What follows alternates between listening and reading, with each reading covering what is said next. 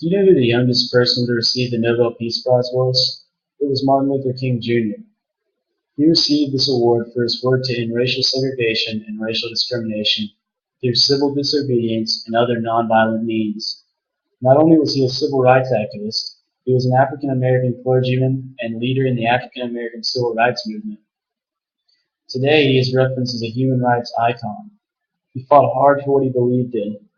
He was a strong, powerful, opinionated man who always did what he thought was right, no matter what the consequences may be.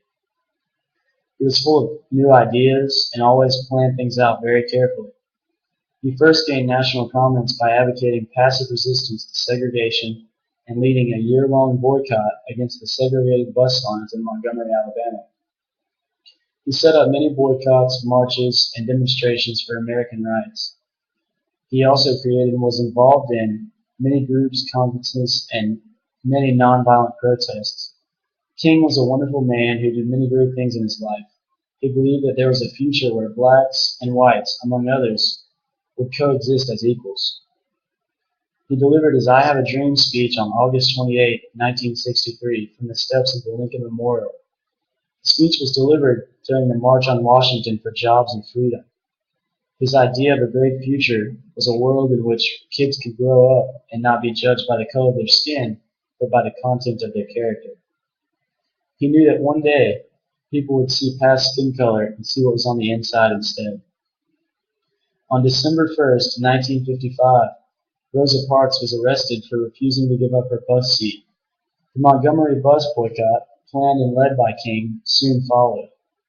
The situation lasted for 385 days, and the situation became so intense that King's house was actually bombed. King was arrested during this campaign, which ended with a Supreme Court ruling that ended racial segregation on all Montgomery public buses. Starting in 1976, King began to express doubts in the United States' role in the Vietnam War.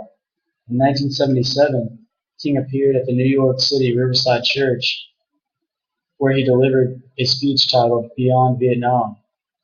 In his speech, he spoke strongly against the U.S.'s role in the war, insisting that the U.S. was in Vietnam solely to occupy its American colony, and calling the U.S. the greatest cause of violence in the world today.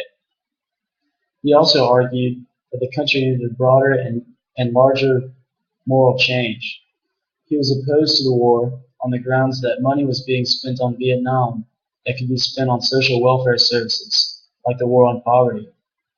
King stated that North Vietnam had not sent forces in until the U.S. had sent troops by the tens of thousands. King also criticized the United States' resistance to North Vietnam's land reforms.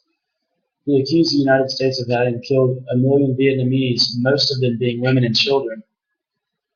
The speech was a reflection of King's evolving political advocacy in his later years.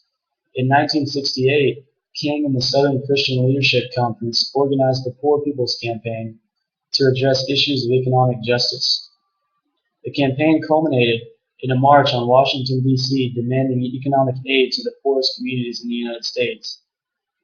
King traveled across the country to develop a multiracial army of the poor that would march on Washington, that would engage in nonviolent civil disobedience at the Capitol until Congress created a Bill of Rights for poor Americans.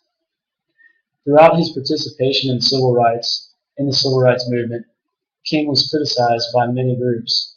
Despite all of this criticism, King held strong in his beliefs. King was shot in Memphis, Tennessee while planning a multiracial march. King's death has not stopped his influence on the United States. He has become the most well-known symbol of civil rights.